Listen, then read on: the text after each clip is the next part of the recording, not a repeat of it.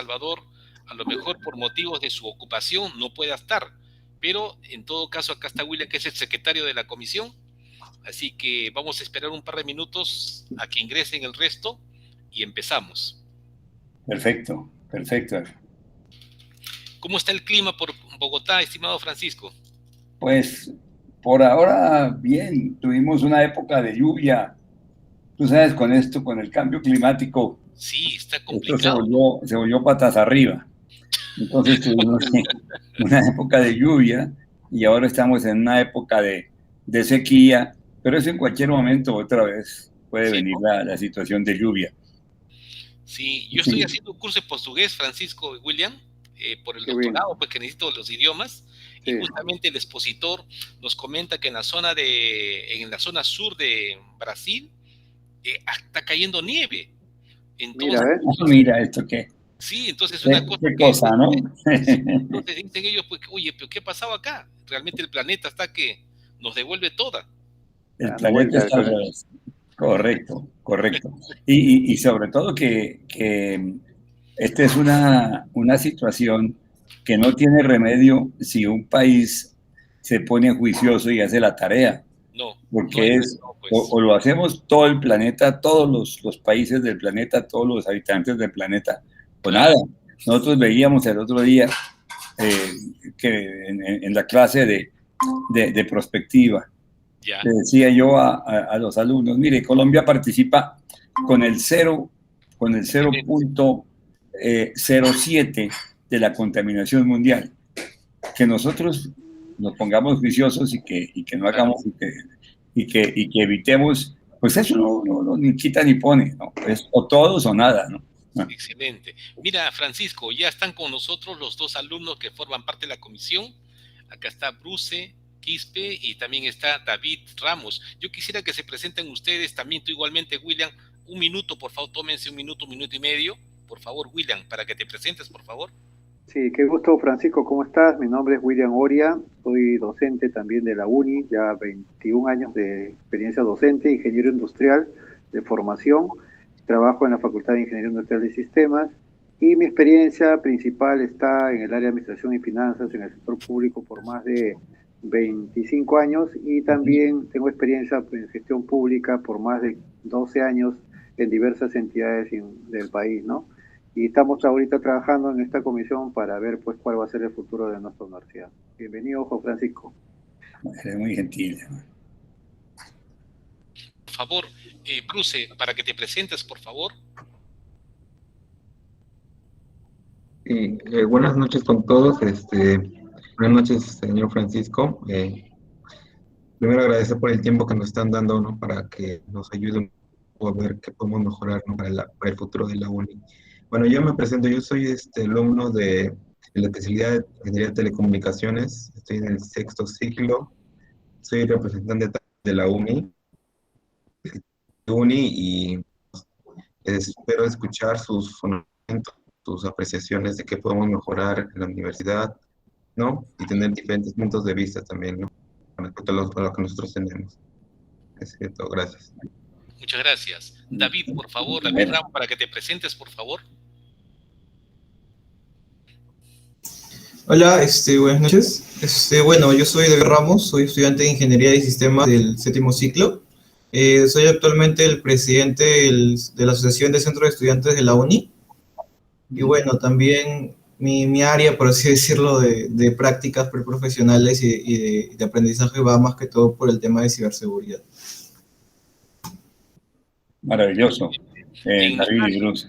¿cómo no, Francisco? En mi caso también tú, bueno, tú me conoces y Sí. quiero señalarte solamente lo que estamos pensando en esta resolución rectoral que te la he pasado, por favor, por WhatsApp, que ha sido emitida el día 8 de septiembre y hoy día estamos 16 y estamos dándole un ritmo tremendo a esta parte inicial porque estamos teniendo reuniones con diversas personas.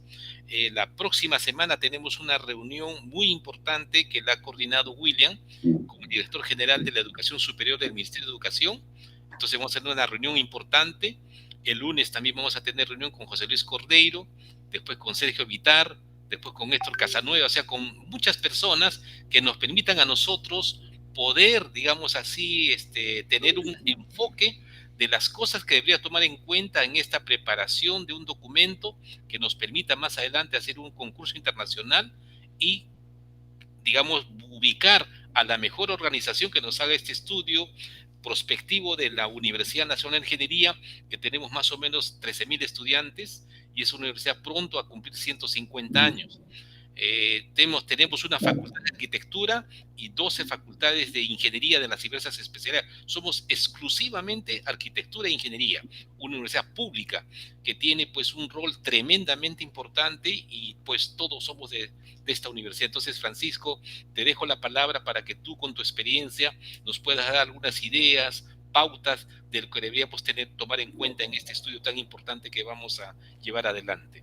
Te agradezco por tu disposición, además. Pues maravilloso, Rubén y William, Bruce y David. En primer lugar, quiero decirles que para mí es un honor estar en compañía de ustedes, tener la posibilidad de mostrar un poco lo que hemos trabajado. Esto que les voy a mostrar es un fruto de lo que hemos trabajado en el Centro de Pensamiento Estratégico y Prospectiva, que yo dirijo en la Universidad Externado de Colombia. Nuestro centro de prospectiva es de los más antiguos de América Latina. Nosotros prácticamente fuimos pioneros de esto hace 22 años. El centro, pues, dirige una maestría en pensamiento estratégico y prospectiva, que hoy justamente comenzó la promoción 26. La promoción es no sé cómo se llama en el Perú, la cohorte, es la palabra, la palabra, sí. Edwin, muy buenas noches, muy grato. Con nosotros también. Qué bueno, Edwin, perfecto. Ya está con la palabra Francisco José Mujica. Por favor, Edwin, escuchemos lo que nos está indicando, por favor. Muchas gracias. Francisco José Mujica. No, es muy gentil. No, yo les decía que pues me siento muy honrado de estar con ustedes y que pues tanto el centro como yo mismo estamos en estas líderes de análisis del futuro desde hace ya un tiempo importante, desde hace unos 22 años y personalmente yo un poquito más. Nuestro centro nació de la mano de dos hitos importantes de la escuela francesa, del grupo Futuribles y directamente de Michel Godet. Es decir, nosotros somos hijos, si se quiere, de la escuela francesa y estamos articulados muy estrechamente con ellos. Hay un intercambio de estudiantes, de docentes, etcétera, especialmente en Futuribles. Bueno, yo había preparado una presentacioncita que dura, no sé, hay tres versiones. Una que puede durar 3 días, otra 3 horas y la otra 20 minutos. Entonces, la traigo para que ustedes escojan la opción que les parezca más práctica. ¿Cuál te vamos a decir? La de 20, 25 minutos, por favor, Francisco. La de 3 días, imagínate. No, voy a compartir la pantalla, pero no estoy muy seguro si estamos viendo ya. Está bien, ya estamos viendo ya estamos viendo. La presentación. Sí. Qué bueno. No estoy seguro. Sí, estamos viendo la presentación. Sí, ya estamos viendo, sí. Estamos viendo ya tu pantalla y falta nomás que pongas el PPT. Perfecto. ¿Y ahí se alcanza a ver? Todavía no. Entonces que me falta algo. Compartir la pantalla. Sí.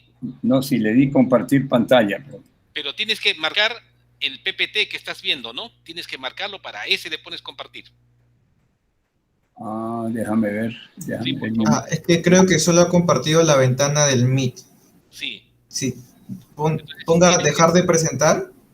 Sí. Y cuando ponga presentar pantalla y ponga toda tu pantalla. La primera opción. Muy bien. Listo. A ver, adelante con las instrucciones ya de David. Entonces, es que él es ingeniero informático y tiene que saber cómo es esto, maravilloso. A ver. Ahí está, ya más o menos se ve, no se ve nada. No se ve. Ya, ahora sí. Selecciona el PPT, ahí está. Ahí está, ahora sí. Ahora sí se ve. 2040. Bueno, maravilloso. Bueno, entonces yo quiero partir primero de un concepto de contexto, es decir, pensar en el futuro de la UNI es pensar en su papel dentro del contexto del desarrollo del Perú. porque hay una articulación muy estrecha entre la educación superior y el desarrollo. El desarrollo de un país, según la teoría de la prospectiva, está en manos de 4 actores sociales, que son los que yo tengo acá, que son el Estado en primer lugar, en segundo lugar los sistemas de producción, acá, la educación superior, y estaríamos, nosotros estaría la universidad, y la sociedad civil. El Estado es el que marca, es el árbitro de esto y marca un modelo económico. La sociedad civil se caracteriza porque cada vez es más crítica. Y la pregunta que tenemos que hacernos, o la pregunta que está detrás un poco de esta exposición, es qué país queremos para el futuro. Y la educación superior en esta construcción del país del futuro, pues tiene únicamente una parte. Como ven, no es el único actor responsable, sino que comparte su responsabilidad de generar desarrollo con estos otros 4 actores sociales. La pregunta, por lo tanto, que tenemos que hacernos es esta. ¿Qué tipo de universidad para qué tipo de sociedad? Porque si estamos de acuerdo en que estamos interactuando en un contexto, entonces es muy importante pues, no perder de vista que la UNI y la educación superior, pero en particular la UNI, es una pieza de ese contexto. Yo hice una especie de benchmarking de los ranqueadores más importantes que hay en el mundo, que como ustedes saben ranquean el éxito de la educación superior, para sacar de allí un poquito las variables clave para lo que sería la universidad del futuro, pues simplemente como aproximación, como estado del arte. Y esto lo llamé lo que se le pide a la universidad. Es decir, las universidades están medidas según estos criterios, que son la calidad fundamentalmente de esto, de la investigación, de la docencia, de la extensión o tercera misión, lo llaman los ranqueadores, y una exigencia transversal que es la internacionalización.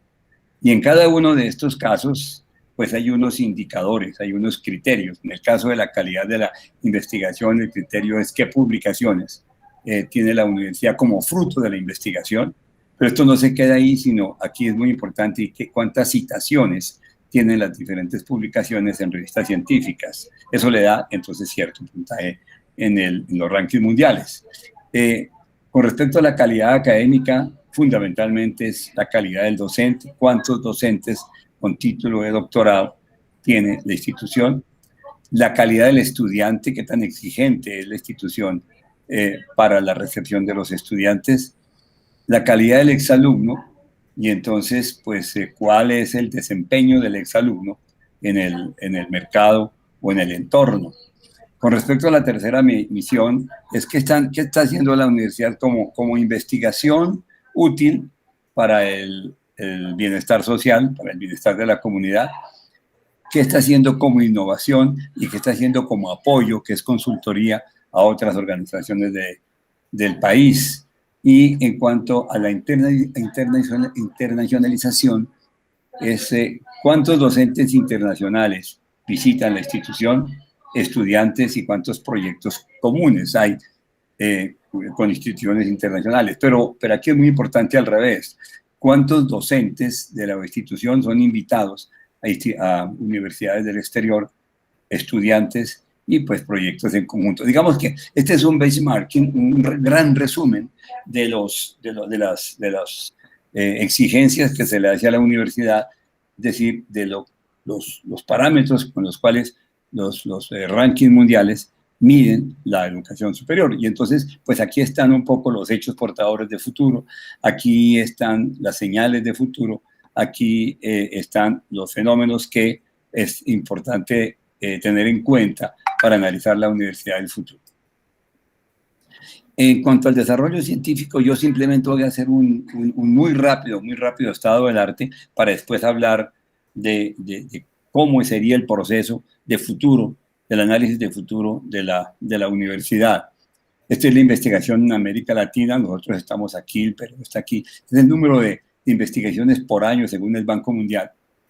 Como ustedes ven, el Brasil es el país que va a la cabeza con 59.000, casi 60.000 investigaciones mundiales. Si sumamos lo que investigan 1, 2, 3, 4, 5, los 6 primeros países, pues esto cubre más o menos el 98%. Es una gran desproporción.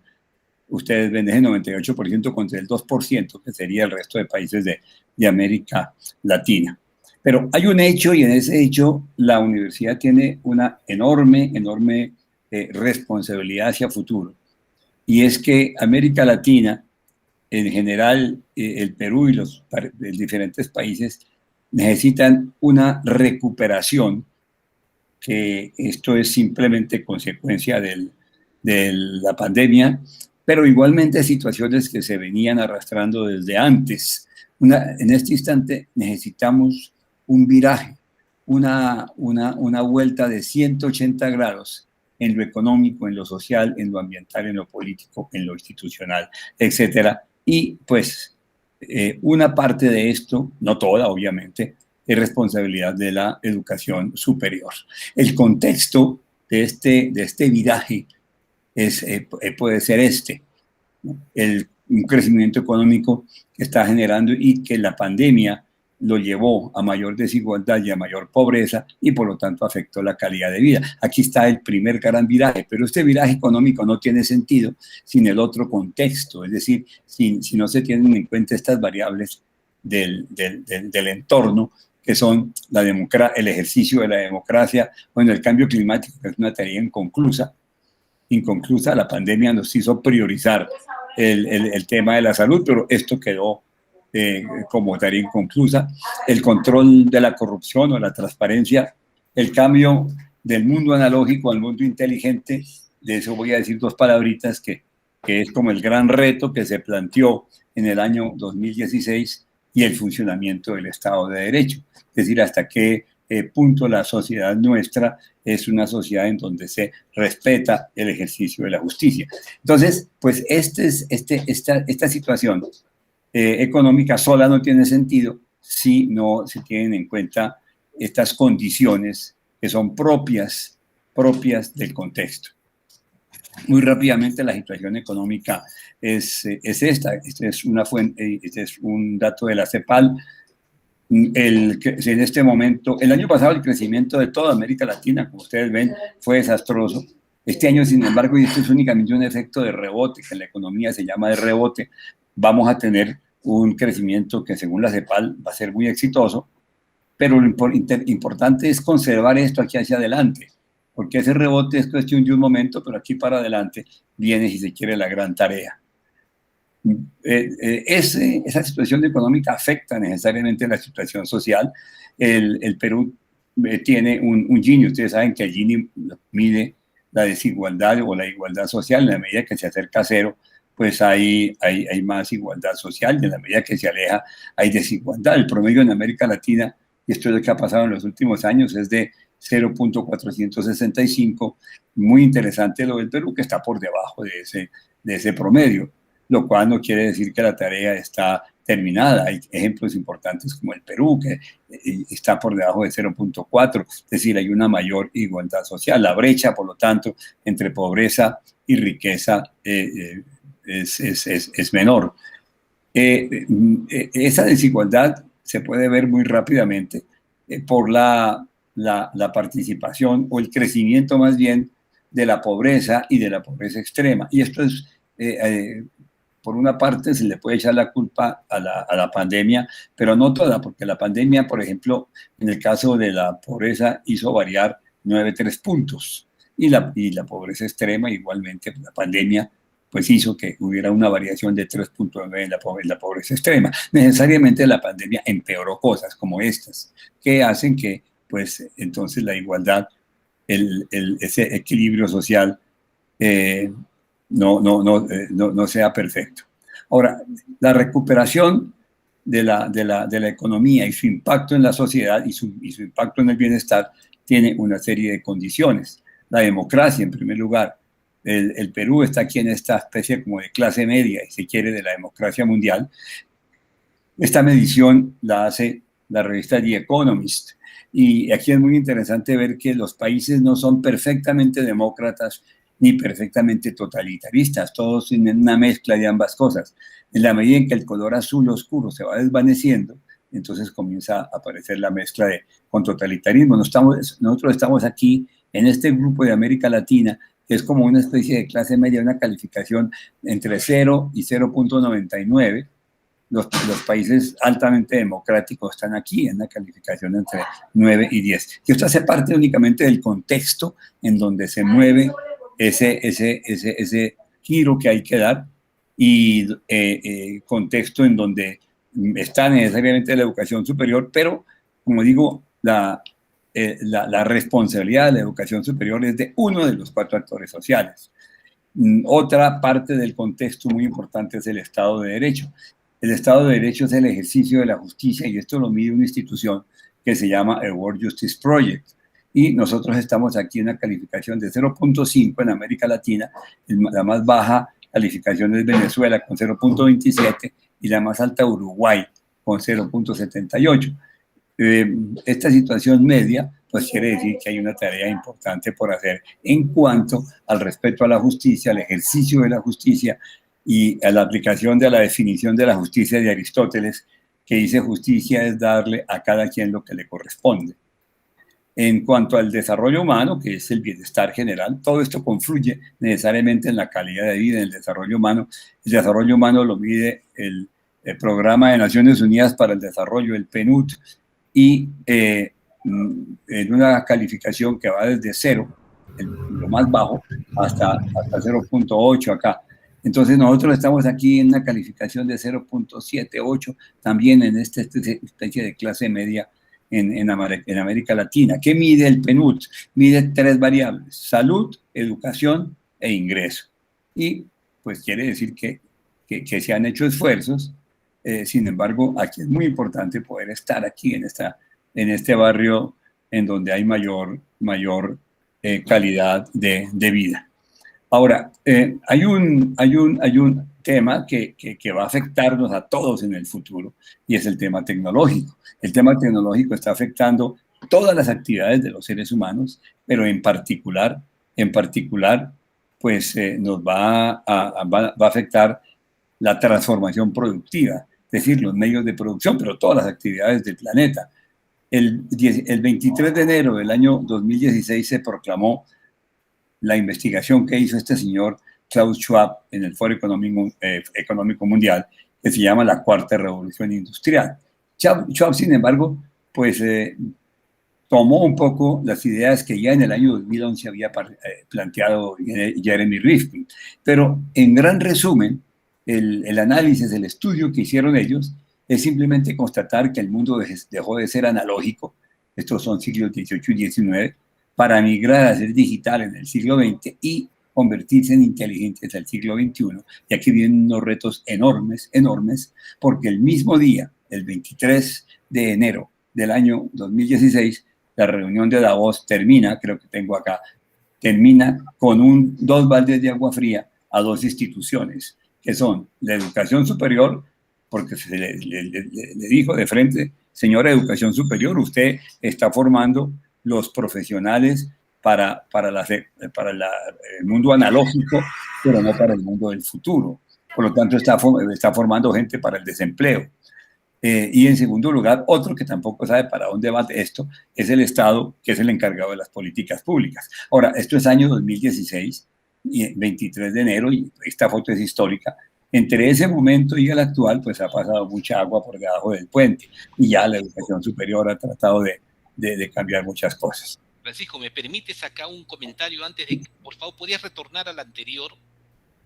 Como tú has dicho, esto de acá entonces es un baldazo de agua fría.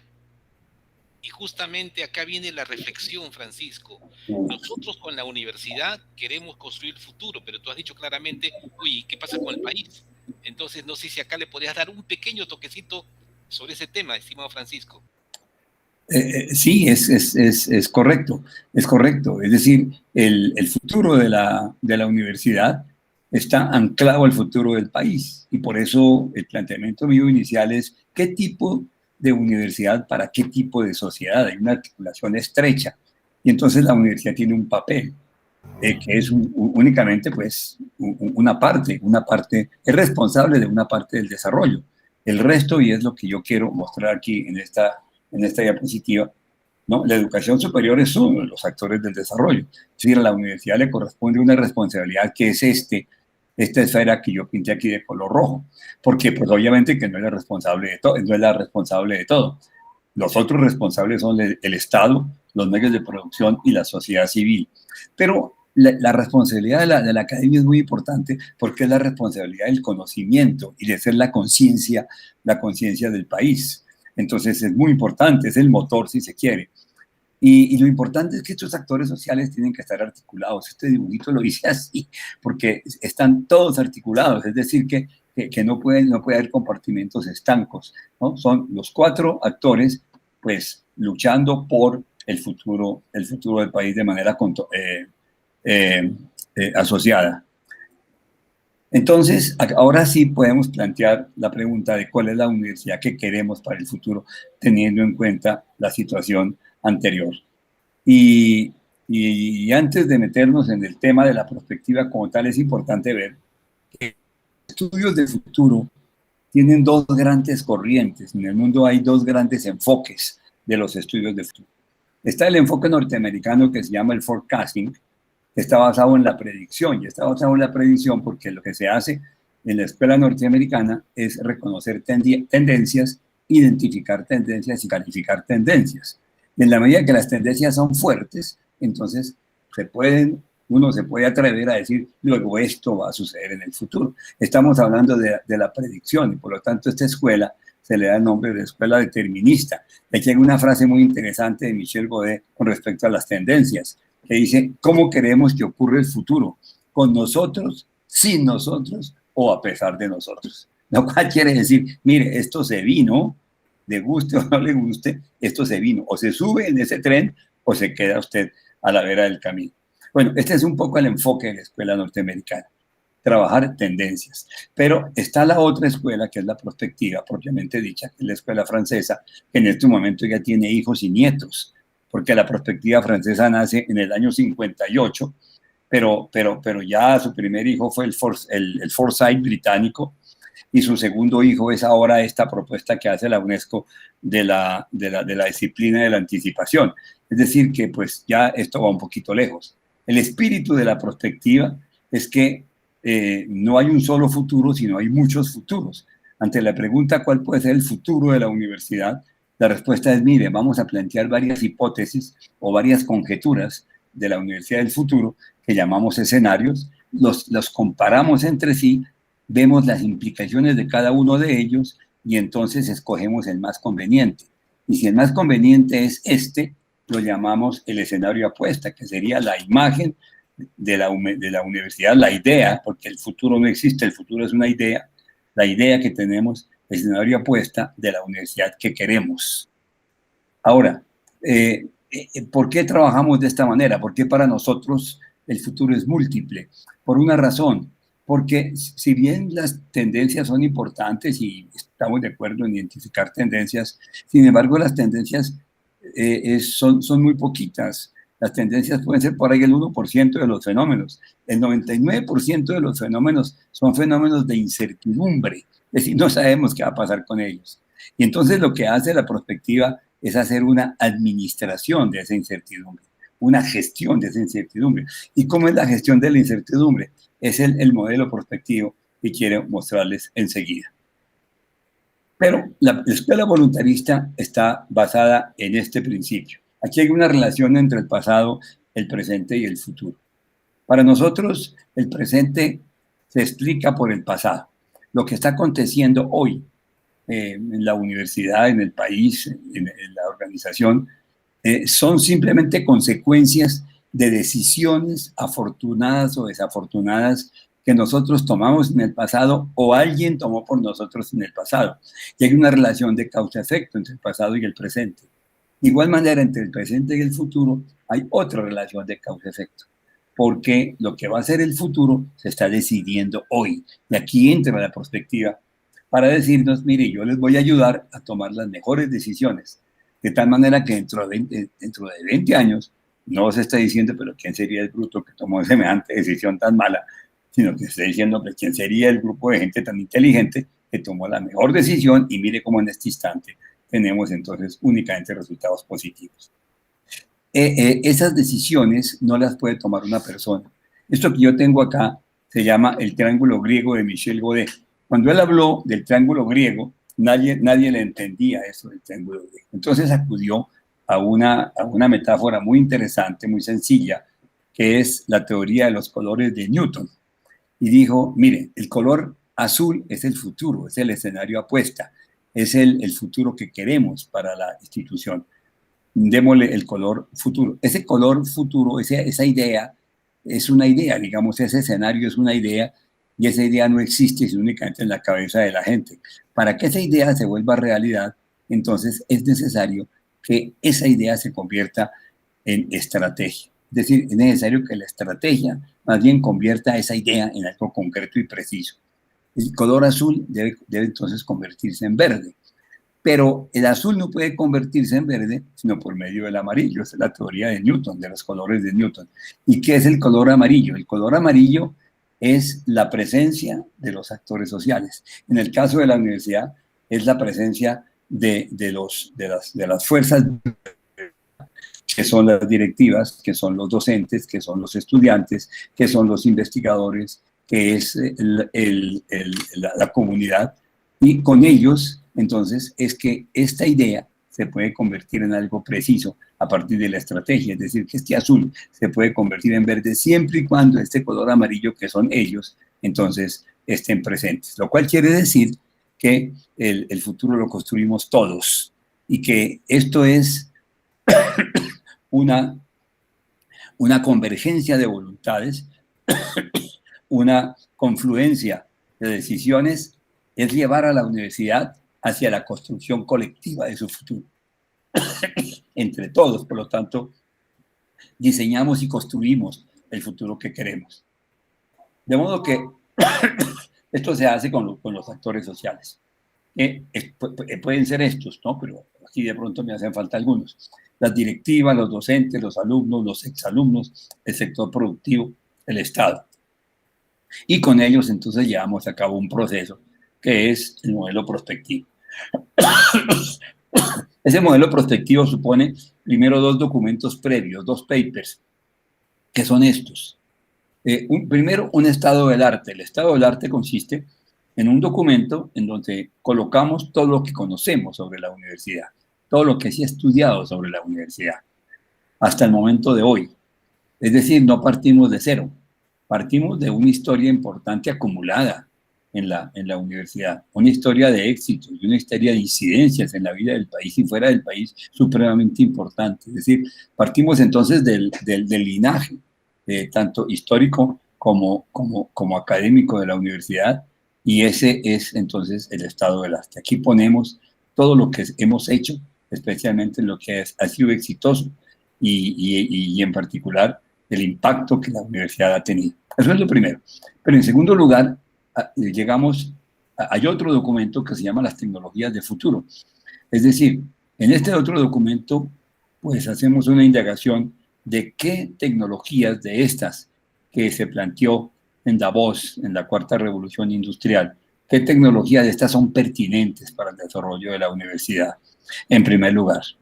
Entonces, eso en primer lugar. Y en segundo lugar, pues, ¿qué mejores prácticas hay afuera dignas de ser imitadas? Esto quiere decir que tenemos que ver qué universidades exitosas han tenido desempeños importantes en el mundo que sean pertinentes para nosotros. Entonces, pues con esto podemos responder a una pregunta muy importante que es ¿en dónde estamos? Con estos dos documentos previos que son acceso a fuentes secundarias, todavía no le consultamos a los expertos, sino simplemente son dos documentos de entrada. Y en resumen, el estado del arte es tanto el ser como el deber ser de la universidad, lo que fue en el pasado, lo que es en el presente, un poquito el anhelo que queremos para el futuro, y ustedes en borrador este anhelo, porque no es el estudio todavía, pero sí es importante recopilar tanto el pasado como la agitación del presente, que es el ser y constatar entonces los éxitos de la universidad. Esto hace parte del estado del arte. Y el otro documento que se llama Inteligencia Tecnológica, aquí vamos a ver, bueno, qué tecnologías de la cuarta revolución van a ser pertinentes para el mejor desempeño de la universidad del futuro y sobre todo qué mejores prácticas y qué tendencias mundiales nos pueden afectar.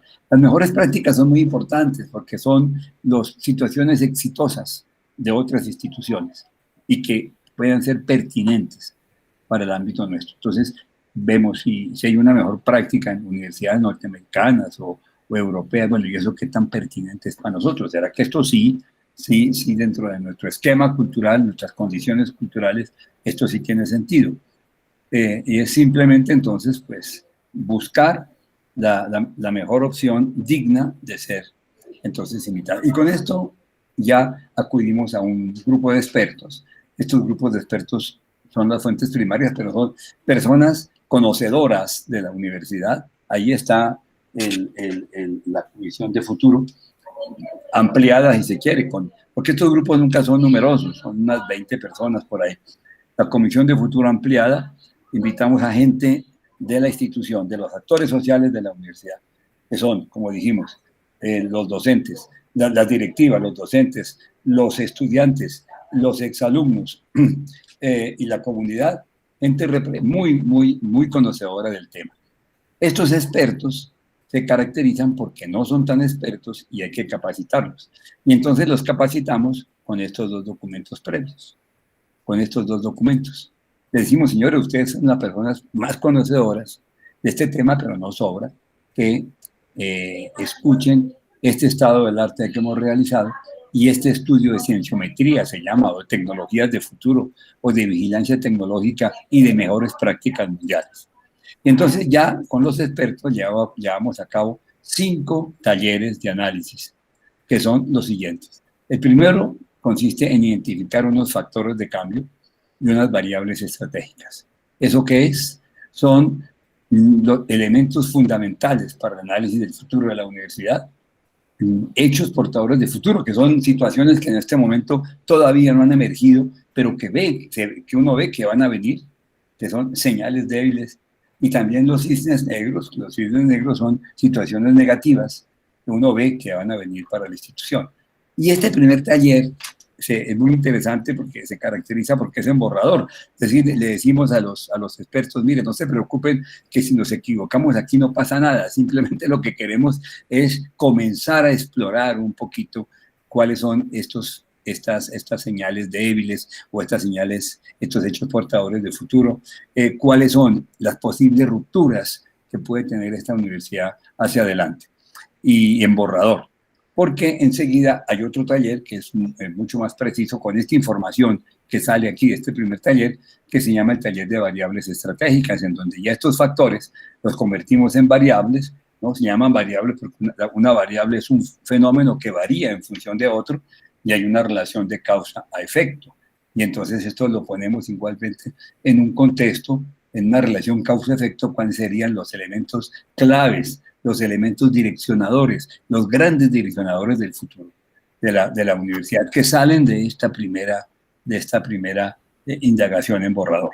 Este sería el segundo taller. El tercer taller es un taller muy sui generis, es un tema que la prospectiva toma prestado de la sociología y se llama el juego de los actores sociales.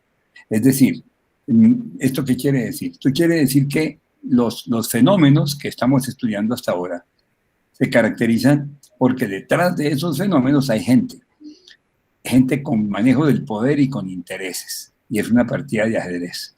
Entonces, simplemente vamos a identificar, bueno, el fenómeno va a evolucionar, no porque evoluciona solo, sino porque lo van a hacer evolucionar. Hay algunos actores sociales interesados en que evolucione y va a ayudar a que evolucione, y otros interesados en que no evolucione y va a poner palos en la rueda. Entonces, pues este es el juego de los actores sociales. Es decir, cuáles son los actores sociales, qué poder maneja cada actor social, qué jugadas tiene y por lo tanto, cuáles son las posibles alternativas que tenemos nosotros de jugar una partida de ajedrez inteligente en el contexto en que estamos. Y ese ajedrez se juega de manera muy sencilla, recurriendo a lo natural del ajedrez. Es decir, el buen ajedrecista identifica las jugadas del contrario, pero además se prepara para las posibles jugadas que él tiene, que el contendor seguramente ya las ha identificado. Aquí hay dos teorías detrás de esto. Por una parte está toda la teoría sociológica, pero hay dos teorías muy interesantes de lo que es el desempeño de los seres humanos, que es el arte de la guerra de Sun Tzu y el príncipe de Maquiavelo. De tal manera que pues, es simplemente reconocer en dónde estamos, cuáles son entonces los posibles actores que nos van a favorecer y cuáles son los que no nos van a favorecer, y qué jugadas tenemos nosotros y qué jugadas tienen. Y si reconocemos esto, pues nos podemos anticipar a las jugadas de los actores sociales que nos pueden poner palos en la rueda.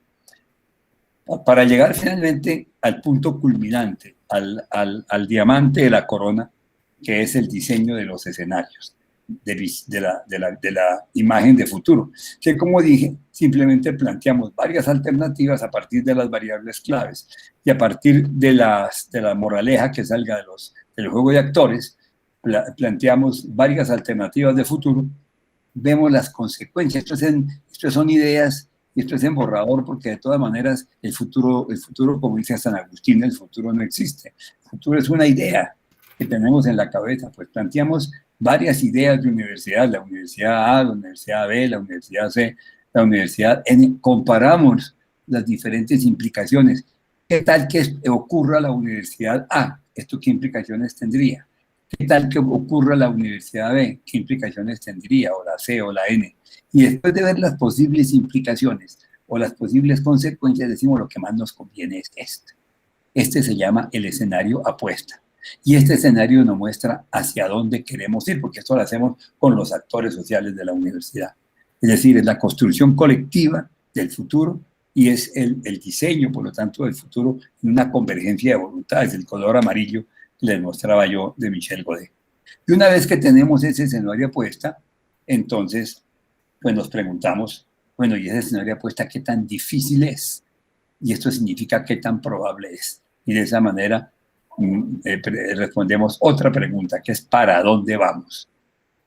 Y pues necesariamente para dónde vamos, y lo interesante acá es poder identificar igualmente cuáles son los posibles obstáculos que nos pueden aparecer en el camino para la construcción de este escenario apuesta, y esto se llama el plan vigia. Pero de todas maneras el escenario apuesta se caracteriza porque no se nos va a aparecer, sino que es necesario construirlo, y construirlo por medio de la estrategia. Es el color verde de la teoría de los colores de Newton. Entonces aquí hay dos cosas muy importantes: el qué, que es la perspectiva, el futuro, todo el análisis del futuro, el futuro deseable, el futuro que queremos, ¿verdad? Y el cómo hacer que este futuro se vuelva realidad, y esta es la estrategia. Y la estrategia se concreta en proyectos precisos y concretos que nos van a permitir entonces la construcción de este escenario apuesta. Hay un filósofo que está detrás de todo esto, uno de los padres de la prospectiva, que es Maurice Blondel, creo que lo tengo por acá, que dice: el futuro no se adivina, el futuro no se predice, sino se construye. Bueno, y en este instante podemos decir, bueno, ya terminó el estudio prospectivo, entonces se acabó la película. No se ha acabado ninguna película. ¿Por qué? Porque la prospectiva es un proceso, no un resultado final. Miren, ¿por qué razón? Michel Godet lo explica de manera muy sencilla. Es decir, esto termina aquí con los proyectos, la estrategia, y otra vez recomienza. Este proceso recomienza constantemente. Es decir, es un proceso. No puede ser un resultado final. A ver, ¿por qué razón? Por esto. Aquí hay dos situaciones que son los dos ejes del tiempo: la diacronía y la sincronía. La sincronía es lo que sucede hoy, y si el ejercicio lo hiciéramos hoy, tendríamos una visión sincrónica, leyendo el futuro, diseñando el futuro desde el año 2021. Pero mientras llega el año 2040, por aquí, todo esto son cambios que se están dando. Es decir, la diacronía es una colección de cambios. Y esos cambios van a acabar con la visión de futuro que tenemos hoy. Entonces, ¿cómo hacemos? ¿Cómo hacemos para que el cambio no nos sorprenda, para que la diacronía no acabe con lo que hicimos y planteamos en el año 2021? Pues simplemente considerar esto un proceso, no un resultado final. Michel Godet lo explica con esta imagen del barquito. Este barquito es la universidad, esta es la UNI, que está navegando en las aguas del tiempo. Nació parte de un puerto que es el año 2021 y va hasta otro puerto que es el año 2040. Pero este es un barco que no va desprovisto, sino que en el mástil, en el palo mayor, lleva aquí un personaje que es el vigía. Y ese vigía está constantemente informando y diciendo, mira, allá adelante yo veo un escollo, capitán, no se meta por ahí porque este pobre barco va a quedar allá entrampado en ese escollo. Y a la derecha ve una tempestad, tampoco se meta por ahí porque este pobre barco se va a sacudir y se puede hundir. Mira, a la izquierda yo veo sol radiante, métase por ahí y mar en calma. Entonces, él está constantemente informando y el capitán pues toma decisiones con base en lo que le dé el vigía que mira hacia adelante. De modo que no lo sorprende el futuro. Si no tuviera este vigía, pues este pobre barco iría al carete. Y entonces, esto es lo que queremos, lo que decimos. Este es un proceso en que tenemos un vigía y estamos constantemente, entonces, analizando lo que viene e introduciendo los cambios que se van presentando y que vamos avisorando. Para que no nos pase esto, que todos conocemos este barco, y que ya sabemos cuál es, pues el vigía no avisó a tiempo que había aquí un iceberg. Cuando el capitán se enteró, porque es que ya estaba ahí sobre el iceberg, dio un gran timonazo y cogió el iceberg, lo cogió de medio lado y el resto de la película ya la conocemos nosotros. Bueno, digamos, este es un brochazo de lo que pienso que puede ser el futuro de la UNI. En esto nosotros, en el Centro de Pensamiento Estratégico y Prospectiva, tenemos un poquito de experiencia. Nosotros hemos realizado varios estudios de varias universidades. El de la Universidad Nacional en Colombia, que la Universidad Nacional es como la gran universidad, pues, bandera, pero también el de otras instituciones de educación superior. Y por eso pues, nos sentimos con cierta tranquilidad, digamos, para apoyar a la UNI en esta travesía. Excelente, Francisco. Ante todo, mi agradecimiento. Acá tengo algunas preguntas, por favor, que quisiera comentarte un poco en este momento, hoy día que es 16 de septiembre.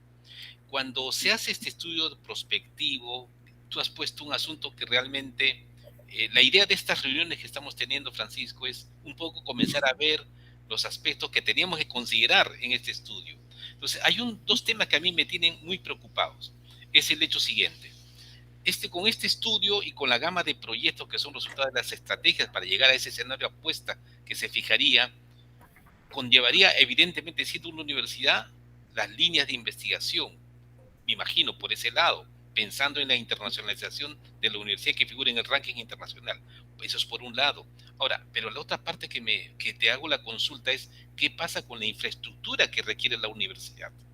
Esas dos temitas te quisiera pedir, por favor, ¿qué nos dices? No, espérate, tú dices que lo primero es el tema de la internacionalización. Claro, te decía el hecho, la UNI en este momento no aparece ni siquiera en el ranking internacional de las universidades latinoamericanas, menos aún en el ranking internacional que maneja, donde está pues el Massachusetts como primer puesto, no figura en ningún ranking.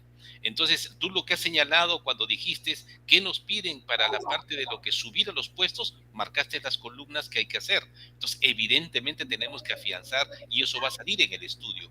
Pero acompañado a ese estudio, la figura está de por medio que aparezca la parte de infraestructura que debemos hacer, me imagino yo, más adelante. ¿Cómo sería esa relación que existiría ahí, estimado Francisco? Sí, perfecto. Mira, eso que yo planteé de los indicadores mundiales, digamos, yo digo, las variables con las cuales nos miden los rankings mundiales, pues simplemente son candidatos a variables, son posibles variables estratégicas que es necesario discutir con los expertos y que es necesario consensuar con los expertos. Digamos que esas son, digamos, las exigencias de las instituciones mundiales, porque yo tomé esto de los ranqueadores. Pero y el tema de la estructura es un tema importantísimo. Esa es otra variable estratégica que con seguridad aparecerá como variable estratégica.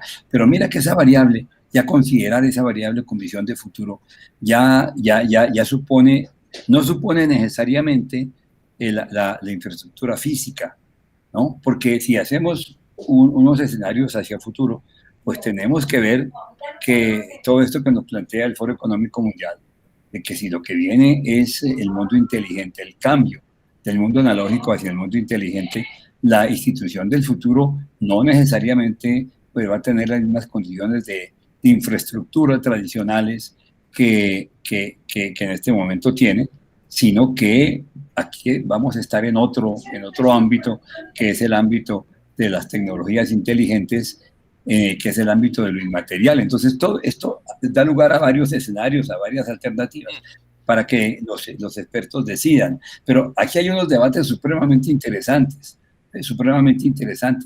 Miren, yo recuerdo cuando la universidad mía se decidió hacer la construcción de unos edificios muy bonitos.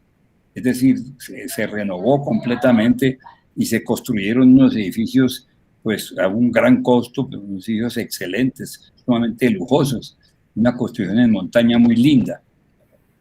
De todas maneras, pues advertimos cuando hicimos el estudio de la universidad, dijimos, esta infraestructura tiene que soportar muchas cosas. Es decir, fue diseñada pensando en que había una relación entre el incremento del número de estudiantes y el aumento de la infraestructura física. Pero esa ecuación no es la misma para el futuro. Si tenemos en cuenta que lo que viene ahora, y pues ya es una realidad, es todo este cambio importantísimo del mundo inteligente, que cada vez es más inmaterial, y que la pandemia se encargó de ponerlo de presente, es lo más interesante, ¿no? Antes de la pandemia se hablaba que esto es el futuro. Por ejemplo, esta reunión que estamos teniendo, decíamos, no, eso es el futuro, eso todavía no estamos maduros para el futuro, pero eso va a ser el futuro. No, la pandemia nos metió de cabeza, esto ya es el futuro. Entonces, pues hacia adelante, y es interesante ver lo que nos mostró la pandemia, es decir, que prácticamente la infraestructura física pues no se requería en las mismas condiciones que antes, ¿no? Y esa experiencia fue del mundo, yo diría, de América Latina y del mundo, ¿no? ¿Cómo va a ser que el profesor en su casa, que el alumno en su casa, y sin embargo sigue funcionando la educación superior? Pues es un poquito lo que espera el mundo del futuro, sin perjuicio, obviamente, que la infraestructura física, pues obviamente hay que respetarla, pero digamos la relación entre estas dos condiciones y lo que viene hacia el mundo, hacia adelante, que son las tendencias mundiales, como yo digo, ese análisis que está previsto de tecnología, de lo que viene y que nos va a afectar, pues eso es fundamental. Es fundamental porque el estudio prospectivo lo que quiere es situémonos en el año 2040, cuál va a ser el cambio tecnológico que vamos a tener y frente a eso, qué tan pertinente, como digo yo, es para nosotros, porque lo que queremos con esto es que no nos sorprenda el futuro, sino estar pues en esa tónica. Y para que pues esto no se vuelva obsoleto, está un poquito lo que dijimos, que este es un proceso que tiene que a partir de aquí en adelante tiene que estar constantemente entonces enriqueciéndose. Excelente, Francisco. David Ramos levantó la mano. David, adelante, por favor. Ya, sí, justo quería mencionar justo en el tema de los rankings. Hay un temita ahí, porque justo yo también estaba consultando, y el tema es de que al parecer, no sé, la Universidad Nacional de Ingeniería no se llegó a presentar, porque estos rankings internacionales piden cierta documentación, y creo que esta documentación ni siquiera está ordenada, que es uno de los temas a tratar dentro de todo un análisis interno que se tiene que hacer. Y también justo esta falta de indicadores de percepción correcta de si verdaderamente quisiésemos estar en un ranking o no, creo que también es como que un vector que no nos va a permitir hacer un análisis real de lo que va. No, perfecto, y esa es una decisión que tenemos que tomar, es una decisión que tiene que tomar este grupo de expertos y en el cual tiene que estar necesariamente la Comisión de Futuro, porque el grupo de expertos es la Comisión de Futuro ampliada. Pero eso que usted dice es una gran verdad. Cuando comenzaron los rankings a medir las universidades de América Latina, hubo una gran reunión en México, los rectores de las universidades de América Latina preocupados, porque es que la primera medición que se hizo, que fue la de Shanghái, esto fue en el año, ¿qué año fue esto? Creo que fue el año 2010, 2014 tal vez. De América Latina únicamente estaban 5 universidades, entre las 500 más importantes del mundo. Entonces, pues hubo una reunión en que se dijo, mire, lo que pasa es que estos rankings, el de Shanghái y los otros, pues han sido diseñados para el mundo anglosajón, pero esto no es para el mundo nuestro. Pues sí, yo digo, pues, y ese debate, pues, sigue actual y pues ha dado lugar a mucha tinta que ha corrido desde ese momento. Yo personalmente pienso que eso es simplemente echarle la culpa al árbitro, ¿no? Porque esa es la medición mundial, pero sí, pues podemos, y más tiempo que no hacemos un ranking para medir nosotros aquí internamente. Pues sí, claro, aquí podemos hacer el ranking, nos medimos aquí en la parroquia, quién es el primero, pues sí, pero en el mundo globalizado no sé hasta qué punto eso puede servir. Ahora, si uno ve las últimas mediciones, pues no, ya las universidades, es curioso, las universidades comienzan ya a preocuparse por trabajar en estos puntos, en esos 5 puntos que son los que yo tomé, pues como variables donde coinciden los diferentes rankings y han hecho un trabajo excelente tratando de superarse. De todos estos rankings, de todas estas variables que yo señalo aquí al comienzo, que son las de la medición mundial, encuentro que la más difícil es la investigación, porque la investigación supone, pues, no únicamente la culminación de un proceso investigativo, sino además la aceptación del resultado de la investigación en una revista científica. Y las revistas científicas tienen también categorías, son 5 cuartiles, ¿no? Q1, Q2, Q3, Q4, Q5. Estar en el primer cuartil es supremamente difícil de las revistas científicas del mundo, o en el segundo. Entonces, ahí hay, y además, no únicamente es que le publiquen el artículo, ¿no? que el comité editorial acepte el artículo y lo publique, sino además tiene la segunda prueba, que es una prueba de fuego, y es que lo citen, ¿no? Los índices de citación, porque si el artículo lo publica, pues no lo cita nadie, eso no tiene mucho sentido. Entonces, pues es que infortunadamente ese es el mundo académico, y ese es yo considero, ese es el gran reto del mundo académico. Y ahí es donde, esa es la parte más difícil, esa parte de la investigación, ¿no? Hacer investigación de frontera. Si vemos los números que yo mostraba, de que Brasil tiene 60.000 investigaciones al año, pero es que después de Brasil, los otros tenemos por ahí 8.000, 7.000, 6.000, 2.000. Bueno, porque es que esa parte es muy difícil. Y sí, yo pienso que ese es el gran reto. La parte internacional pienso que no es tan complicada. Que no es tan complicada porque pues América Latina de alguna manera es vista con buenos ojos por las universidades internacionales y ese intercambio internacional no me parece que sea complicado. Igualmente la calidad del docente, la calidad del estudiante, el juego del egresado en el contexto económico y social. Eso no creo que sea tan difícil. Lo que yo veo que está la parte más complicada, y eso lo sé porque las universidades donde hemos hecho el análisis prospectivo, ese ha sido, si se quiere, el punto de quiebra. Pero es algo lo que hay que ver con seriedad, aquí le apuntamos. Yo recuerdo que cuando hicimos el análisis, no recuerdo de qué universidad es, decían allí los expertos, mire, ¿sabe qué? no nos angustiemos tanto por la investigación, porque esta sea una universidad del conocimiento, que es la universidad que investiga, la universidad del conocimiento. Más bien, ¿por qué no nos contentamos con ser simplemente una buena universidad de transmisión de conocimiento? Que eso también es importante, eso también tiene sentido.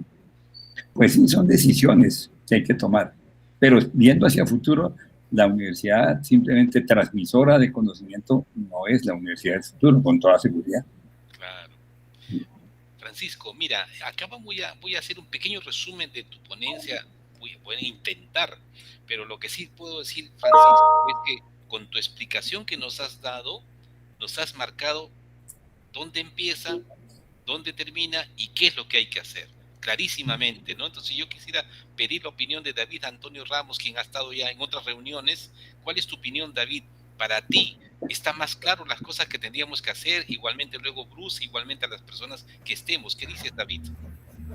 Sí, de hecho se ha tocado bastantes temas, ha sido como todo profunda reunión de información, de apertura de la mente, de ver varios aspectos a tocar.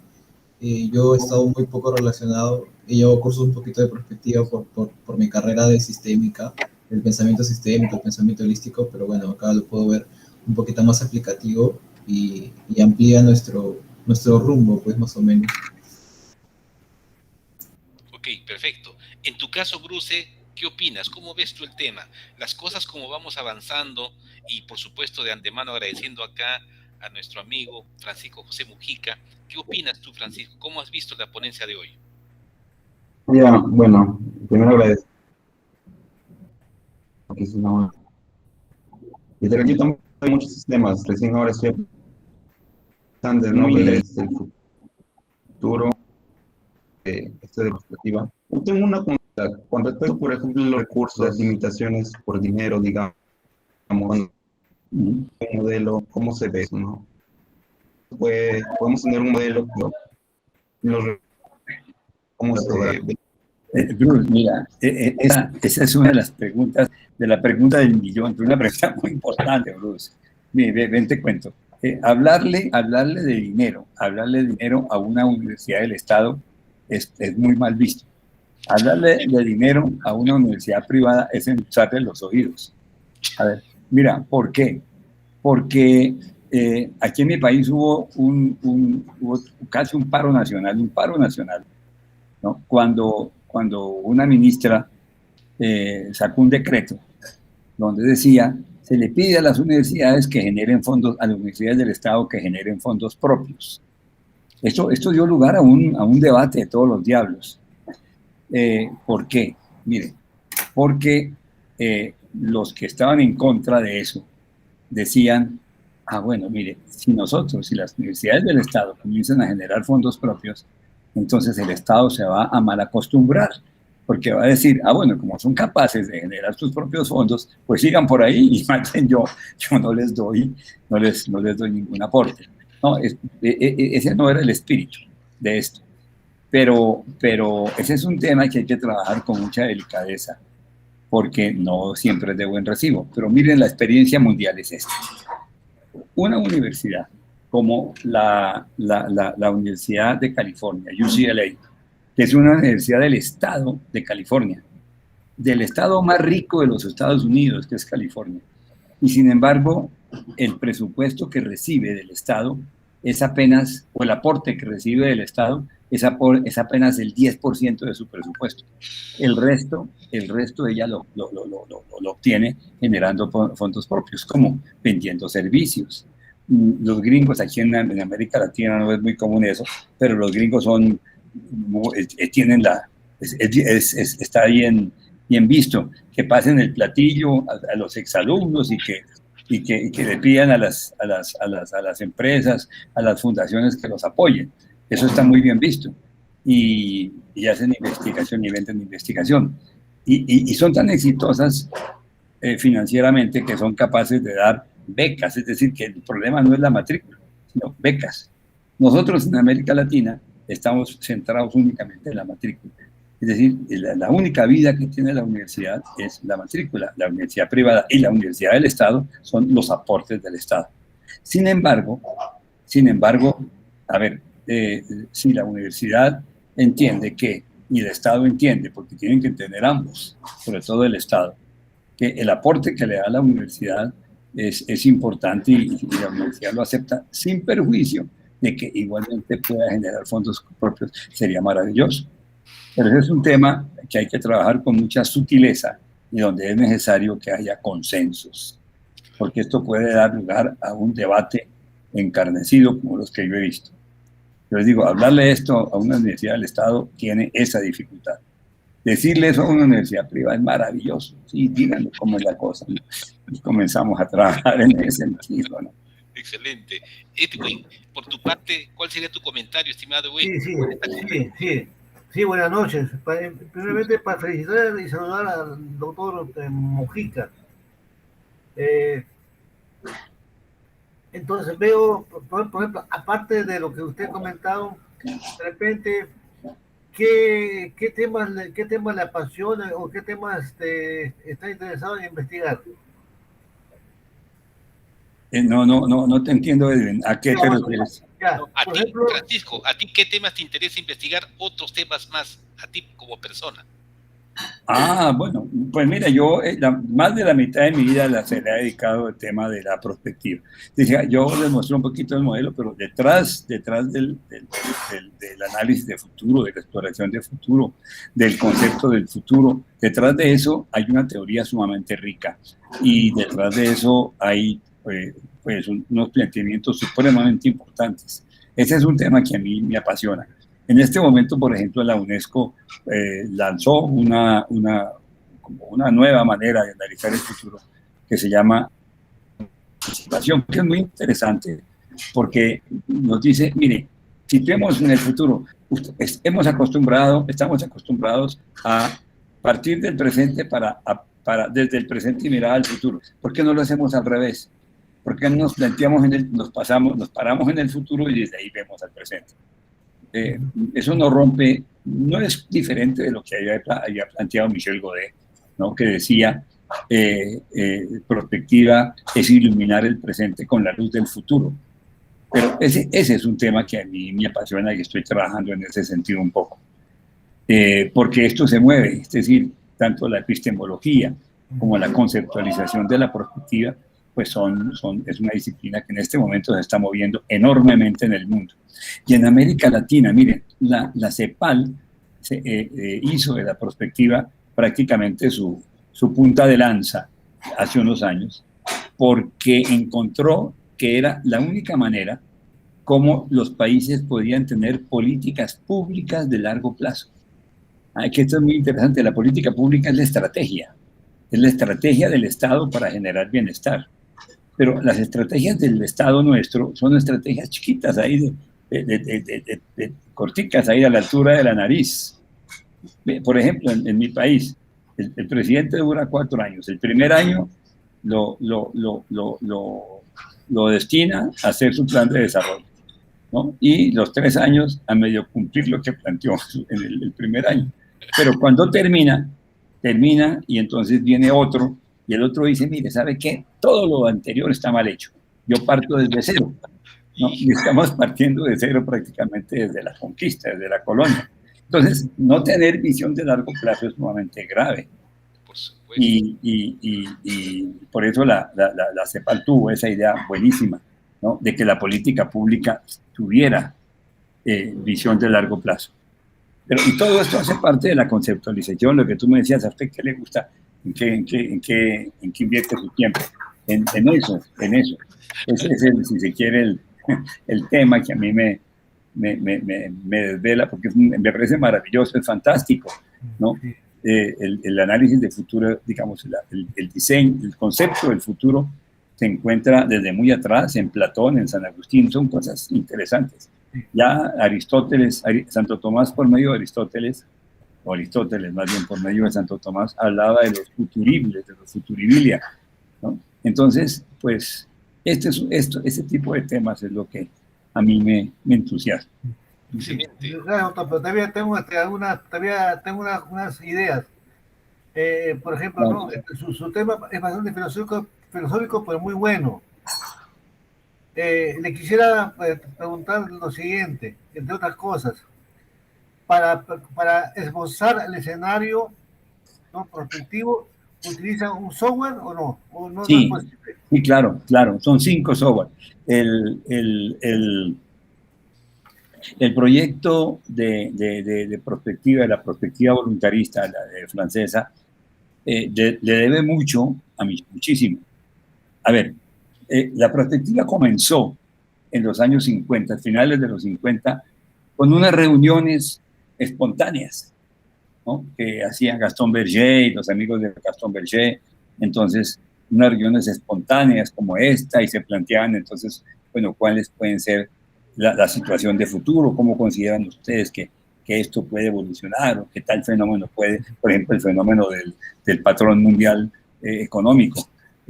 ¿Cómo creen ustedes que esto puede evolucionar hacia el futuro? Porque en este momento el general de Gaulle estaba diciendo que él no quería que el patrón mundial fuera el dólar, sino que no se volvíamos más bien al oro, al patrón de oro. Bueno, en fin, había una discusión. Entonces, ese tipo de discusión amigable en que se planteaban ideas y se le preguntaba a la gente, ¿y usted cómo ve entonces el futuro de esto?, se hacía de manera muy espontánea, hasta que en los años 70, estos son finales de los 50, y ya en los años 70 aparece Michel Godet y dice, mire, pongámosle seriedad a esta cosa.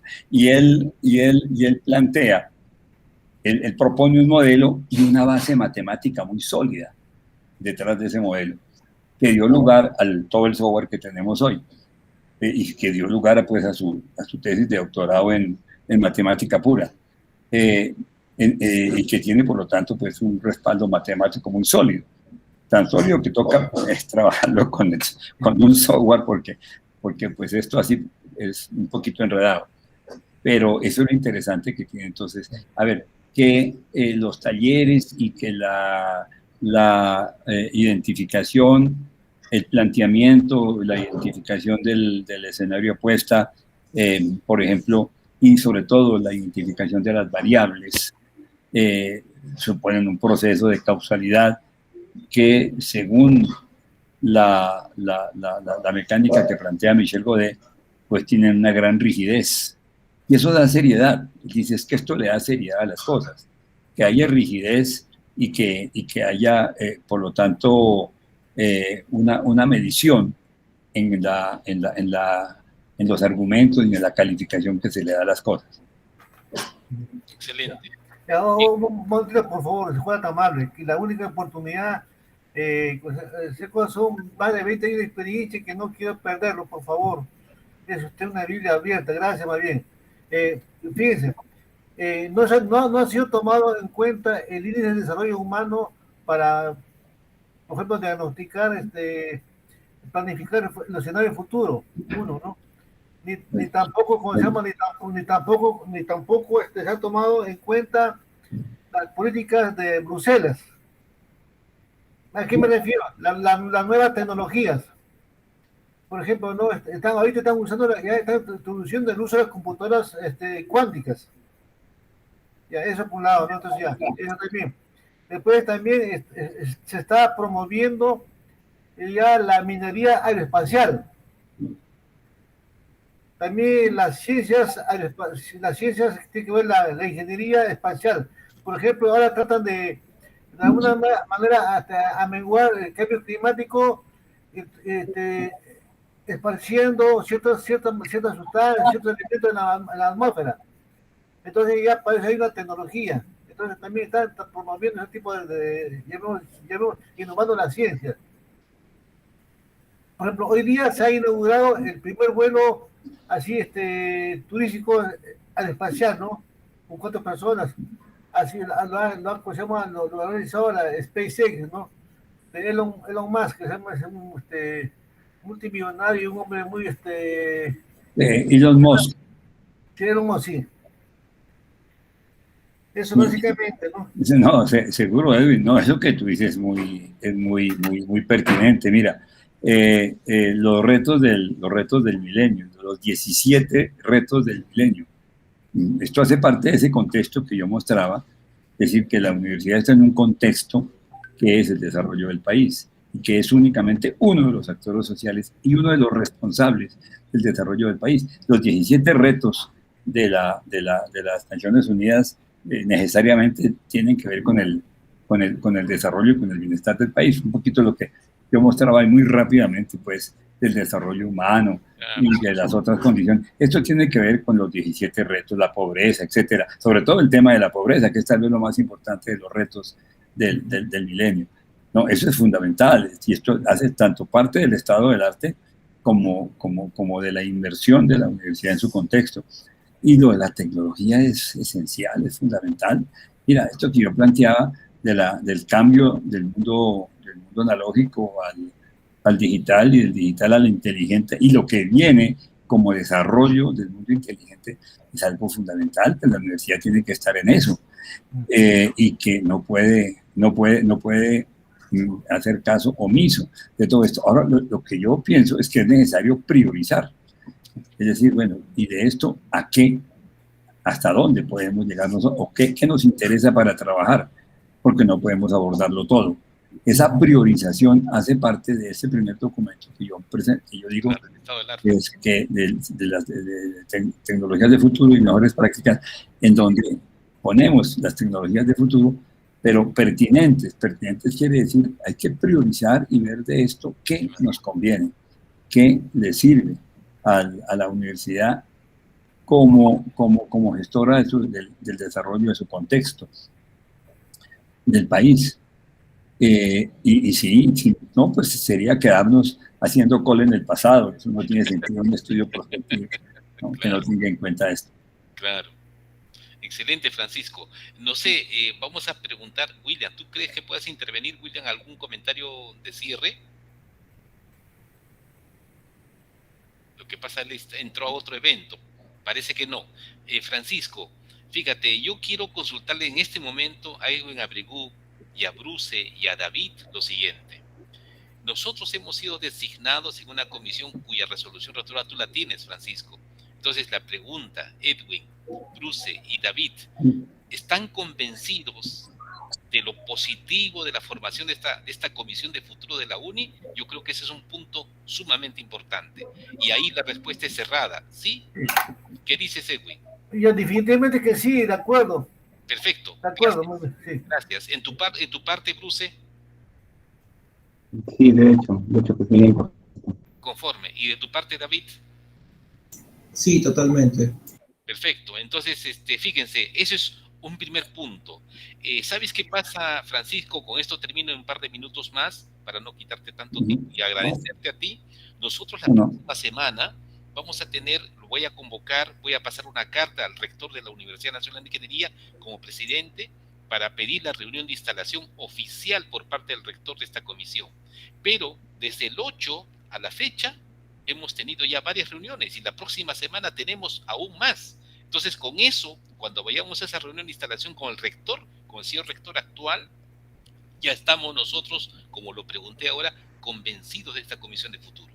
Que eso es lo primero que, digamos, vamos a plantear las pautas generales al señor rector para que en base a lo que tú nos has informado, y te lo agradezco muchísimo, podamos tener una mejor sociabilización nosotros como comisión en primer lugar.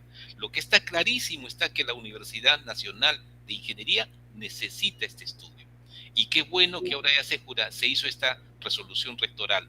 Francisco, entonces yo te quisiera pedir el cierre de tu parte de lo que has escuchado, también las opiniones de cada uno de nosotros.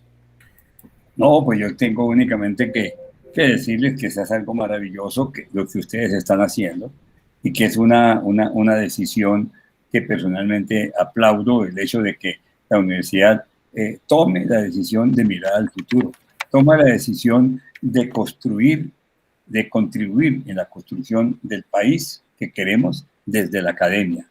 Y esto me parece fantástico, y ojalá que las instituciones de educación superior de América Latina siguieran este ejemplo. Y que acudir a la perspectiva, pues es simplemente acudir al éxito, acudir a la mejor competitividad y a la superación, y a verdaderamente buscar situaciones de excelencia para la educación superior. Un poquito lo que decía Michel Godet, es iluminar lo que tenemos ahorita con la luz del futuro y construir ese futuro entre todos. A mí me parece que esta parte es muy importante, ¿no? Porque si no están los actores sociales involucrados en la construcción del futuro, esto queda como un ejercicio más sin sentido.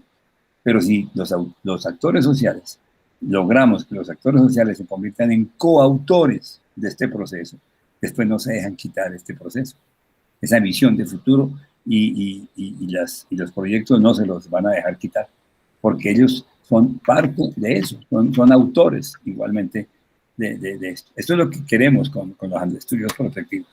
Y pues no, felicitarlos y qué dicha, ¿no? Mirar al futuro es simplemente mirar hacia el éxito.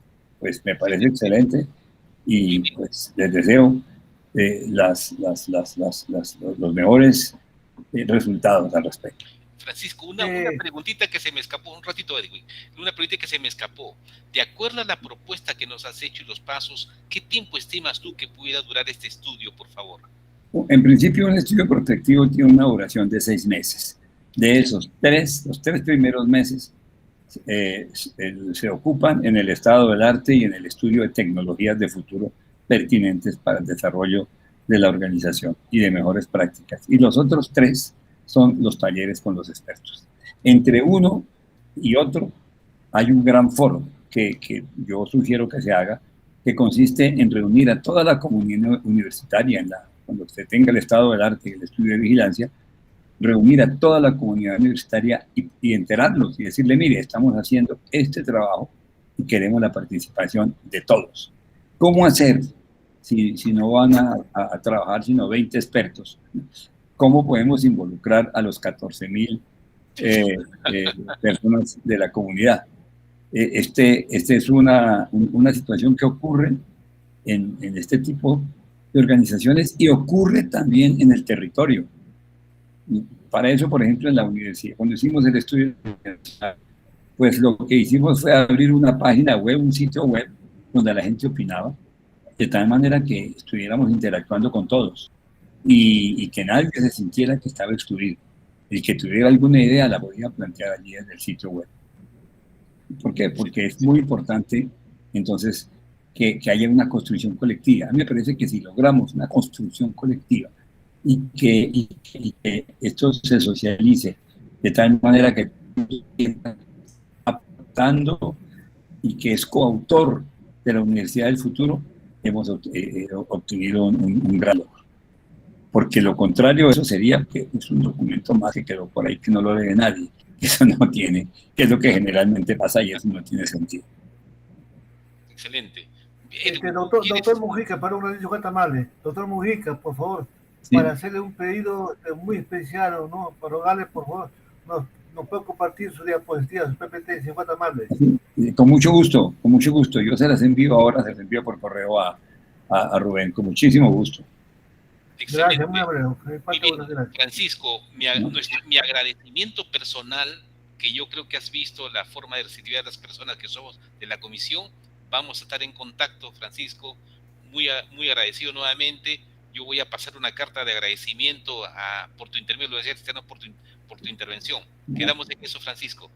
Muy buenas noches. No, absolutamente, como les dije, muy honroso para mí.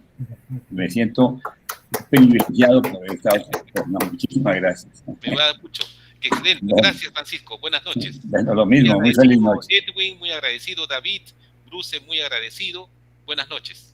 Buenas noches a todos, gracias. Ok, nos estamos viendo, estamos en contacto. Buenas noches.